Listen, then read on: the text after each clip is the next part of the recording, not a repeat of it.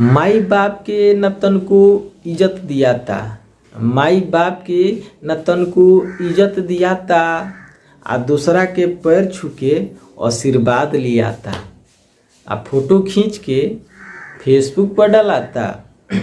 माई कहे कौनो काम करे के तो, माई कहे कौनो काम करे के तो बेटा खिसियाता, आ फोटो खींच के फेसबुक पर डालाता।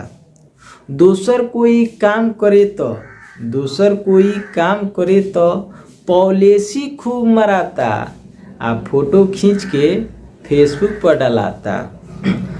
एकरा जी में काम बहुत बा, एकरा जी में काम बहुत बा, आ दूसरा तीसरा के बीच में नाम बहुत बा, आ फोटो खींच के फेसबुक पर डालाता।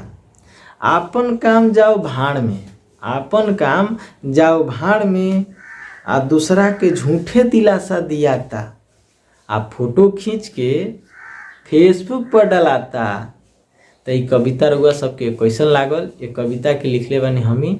अगर जे अच्छा लागल तो कमेंट बॉक्स में कमेंट करी प्यारा प्यारा, आ लाइक करी, चैनल के सब्सक्राइब करी।